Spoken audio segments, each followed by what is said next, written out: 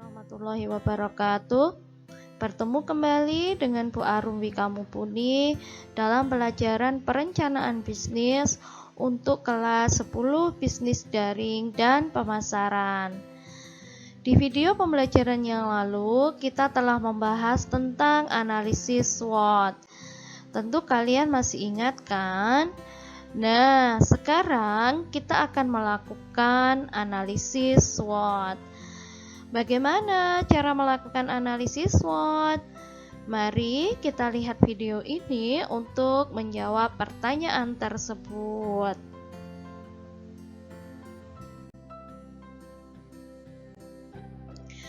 Analisis SWOT biasanya digunakan untuk melakukan studi kelayakan sehingga suatu perusahaan dapat melihat tingkat kelayakan suatu usaha.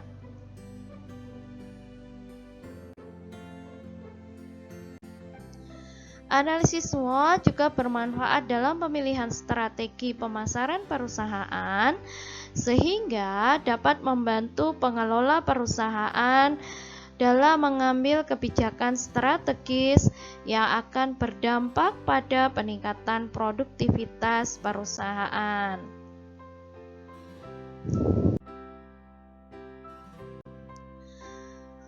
Untuk melakukan analisis SWOT, langkah pertama adalah persiapan dalam melakukan analisis SWOT. Langkah kedua adalah membuat matriks SWOT.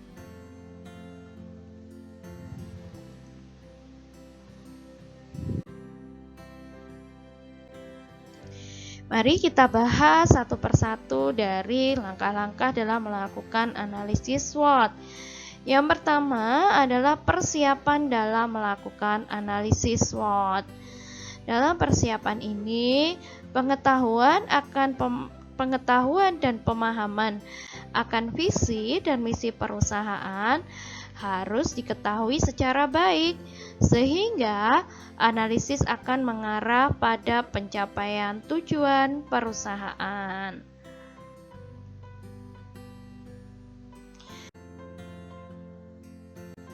Langkah yang kedua adalah matriks SWOT. Matriks SWOT adalah alat untuk menyusun faktor strategis organisasi yang dapat menggambarkan secara jelas peluang dan ancaman eksternal yang dihadapi organisasi beserta kekuatan dan kelemahan yang dimilikinya.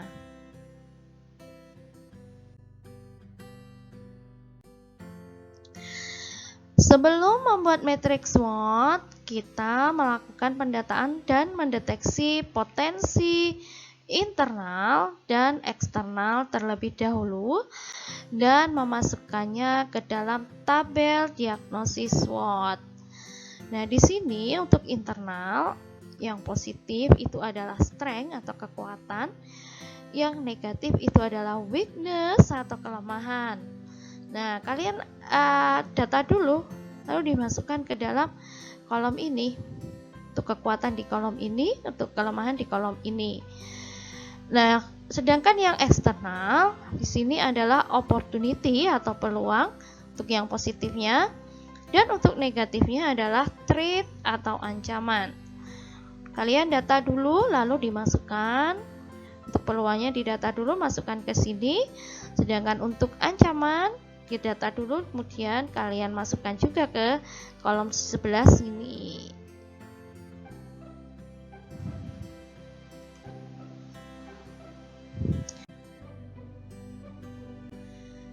Setelah membuat tabel diagnosis SWOT tadi, lalu kita membuat matriks SWOT. Dalam membuat matriks SWOT, seluruh data di dalam tabel diagnosis tadi ditransfer ke dalam bentuk matriks SWOT untuk dicarikan strategi yang tepat. Jadi kalau tadi ada kekuatan, kita masukkan di kolom kekuatan ini. Sedangkan data yang berada di kolom kelemahan atau weakness kita masukkan di kolom ini. Gitu juga di opportunity kita masukkan di baris ini, dan yang threat kita masukkan di sini. Nah, langkah selanjutnya setelah dipindahkan datanya tadi, kita menentukan strategi dengan mempertimbangkan berbagai indikasi yang ada. Nah, strategi SWOT itu ada 4 kuadran. Nah, yang pertama ini adalah kuadran 1, itu adalah strategi OS. Bisa dibalik juga ya, SO, tidak masalah. Nah, artinya di sini adalah opportunity dan strength. Jadi, di sini strateginya adalah dengan memanfaatkan seluruh kekuatan untuk merebut dan memanfaatkan peluang, atau disebut juga dengan strategi agresif. Nah, untuk di kuadran kedua adalah TS, Threat dan Strength. Jadi strateginya adalah TS, itu di kuadran kedua, yaitu dengan memanfaatkan kekuatan untuk mengatasi ancaman, atau disebut dengan diversifikasi. Di kuadran ketiga adalah strategi OW, Opportunity Weakness, OW, Opportunity Weakness, yaitu dengan cara memanfaatkan peluang yang ada dengan cara meminimalkan kelemahan dalam perusahaan, atau disebut juga dengan strategi ubah strategi. Yang terakhir di kuadran keempat adalah strategi TW, Threat dan Weakness. Yaitu strateginya adalah di sini dengan meminimalkan kelemahan dan menghindari ancaman, atau disebut juga strategi bertahan. Contoh melakukan analisis SWOT pada usaha laundry. Yang pertama, kita membuat dulu tabel diagnosis analisis SWOT-nya. Nah, di sini tadi di sini ada positif dan negatif, dan internal serta eksternal. Nah, positif tadi yang internal adalah terdiri dari strength dan weakness. Untuk strength yang pertama, usaha berada tepat di pinggir jalan, kekuatannya di situ ya. Kekuatan yang kedua adalah usaha laundry berada di dekat kampus. Yang ketiga, kualitas pelayanan yang baik. Untuk weakness-nya, yang pertama, SDM-nya masih terbatas. Yang kedua, kurangnya lahan untuk menjemur. Yang ketiga, kurangnya ketelitian karyawan dalam bekerja. Sekarang kita yang ke eksternal, opportunities atau peluang. Nah, di sini ada peluangnya. Ternyata yang nomor satu adalah jumlah mahasiswa yang semakin banyak, dan yang kedua, pangsa pasar yang masih terbuka. Kemudian untuk threats atau ancamannya, yang pertama, banyak bermunculan laundry baru di sekitar lingkungan usaha kita. Nah, setelah kita membuat tabel diagnosis seperti ini, sudah kita data ya, kekuatannya apa, kelemahannya apa, peluangnya apa, ancamannya apa. Baru data-data ini kita pindah ke berikutnya, yaitu ke matriks SWOT. Nah, langkah kedua tadi adalah matriks SWOT ya. Jadi data-data ini kita copy, kita pindahkan ke matriks SWOT. Nah, yang strength ini yang strength di sini ya. Ini kita copy ke sini. Nah, gitu juga untuk yang weakness. Yang weakness ini ya kita pindah ke sini. Yang opportunities ini kita pindah ke sini. Yang threats atau ancaman, nah kita pindah ke sini ya. Nah, dari sini setelah kita pindah, kita akan bisa membaca kira-kira strateginya apa ya. Nah, untuk strategi yang TS atau tadi yang ada di TS OS ya, kuadran 1 ya, OS, opportunity strength. Nah, kita mencari strategi dengan menggunakan kekuatan untuk meraih peluang. Strateginya apa? Oh, kita bisa, ternyata ada peluang pasar-pasar yang masih terbuka. Nah, kita bisa memperluas pangsa pasar karena kita punya kekuatan. Usahanya sudah berada di tepat di pinggir jalan, berarti kan strategis ya. Sudah di dekat kampus, juga strategis, kualitas pelayanan juga baik, sehingga kita bisa memperluas pangsa pasar karena pangsa pasarnya masih terbuka lebar. Ya, kemudian yang kedua, strategi berikutnya adalah meningkatkan kualitas pelayanan. Nah, agar kita bisa meraih pangsa pasar, agar semakin banyak mahasiswa yang melondrikan pakaiannya di laundry kita harus meningkatkan kualitas pelayanan. Walaupun sebenarnya kualitas pelayanan kita sudah baik, tapi tetap harus ditingkatkan.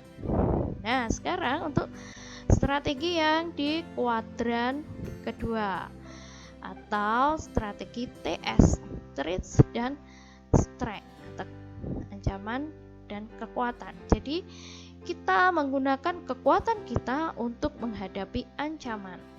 Ancamannya adalah banyak bermunculan laundry baru di sekitar lingkungan. Maka strategi yang pertama, kita harus meningkatkan kualitas pelayanan agar konsumen merasa puas dan loyal. Nah, agar mahasiswa-mahasiswa yang berada di sekitar laundry kita itu walaupun ada laundry baru, mereka tidak kepingin untuk mencoba di laundry yang baru itu, sehingga dia tetap bertahan untuk mencucikan atau menceritakan bajunya itu ke laundry kita karena kualitas pelayanannya sudah baik ya, sehingga dia tidak tertarik untuk ke laundry yang baru. Jadi dia loyal. Karena kualitas kita memang bagus, pelayanan kita bagus, sehingga merasa puas dan loyal, sehingga dia tidak akan pindah ke laundry yang baru. Yang kedua, strategi yang kedua adalah meningkatkan daya saing. Apa saja daya saingnya? Mungkin bisa juga misalnya kita menerima laundry kilat, hanya 2 jam selesai.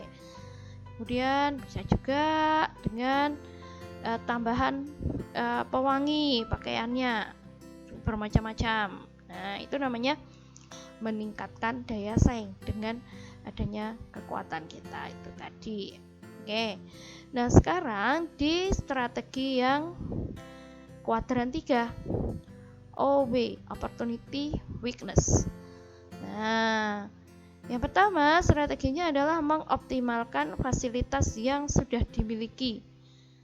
Apa saja fasilitas-fasilitas yang kita miliki itu kita optimalkan. Memang kita kurang lahan untuk menjemur, tapi kan kita memiliki banyak fasilitas lain untuk bisa meraih pangsa pasar yang masih terbuka luas. Fasilitas yang lain itu misalnya mesin cucinya, kemudian setrikanya, kemudian pewanginya, dan lain sebagainya. Itu adalah fasilitas-fasilitas yang memang sudah kita miliki. Nah, yang kedua adalah memanfaatkan jumlah mahasiswa yang semakin meningkat. Jumlah mahasiswanya semakin banyak, maka bisa kita manfaatkan. Misalnya bisa juga ada mahasiswa yang ingin kerja part time. Nah, itu bisa kita manfaatkan untuk sebagai SDM ya. Karena SDM kita masih terbatas. Kalau mereka ingin part time, bisa juga kita terima kerja part time di laundry kita dan lain sebagainya. Ya, itu manfaatkan jumlah mahasiswa yang semakin meningkat. Di samping itu, untuk menambah konsumen. Nah, tadi kita sudah mengoptimalkan fasilitas yang sudah dimiliki, kita bisa juga melakukan promosi dan lain sebagainya agar banyak mahasiswa yang melondrikan di tempat kita. Nah, strategi yang terakhir adalah strategi kuadran 4, yaitu TW, threats, ancaman, dan weakness atau kelemahan. Ini tadi ya, kita bertahan strateginya. Nah, agar kita bisa bertahan terhadap ancaman banyak bermunculan laundry baru. Nah, kita bisa melatih karyawan agar lebih teliti. Karena apa? Kelemahan kita tadi kurangnya ketelitian karyawan dalam bekerja. Maka harus dilatih. Supaya apa? Kalau karyawan kita lebih teliti, konsumen kita lebih puas, lebih loyal, maka dia tidak akan tertarik untuk ke laundry yang baru. Yang kedua adalah menjaga hubungan baik dengan konsumen. Harus dijaga. Karyawannya dilatih supaya bisa menjaga hubungan yang baik dengan konsumen. Kita sebagai pemilik juga jaga hubungan baik dengan konsumen. Yang ketiga adalah menyediakan lahan jemuran yang luas. Nah, supaya apa? Kalau mahasiswanya itu yang melondrikan itu banyak di tempat kita, kita perlu menyediakan lahan jemuran yang luas agar apa? Agar laundrynya itu cepat selesai. Jangan sampai tertunda-tunda hanya karena lahan jemurannya itu kurang luas. Jadi harus sediakan lahan yang lebih luas lagi agar cepat selesai. Soalnya apa? Karena kalau nanti sampai terlambat, maka mahasiswa-mahasiswa tersebut akan pindah ke laundry baru yang ada di sekitar lingkungan. Jadi jangan sampai mahasiswa tersebut pindah ke laundry yang lain. Sehingga perlu disediakan lahan jemuran yang luas agar pelayanannya bisa cepat selesai.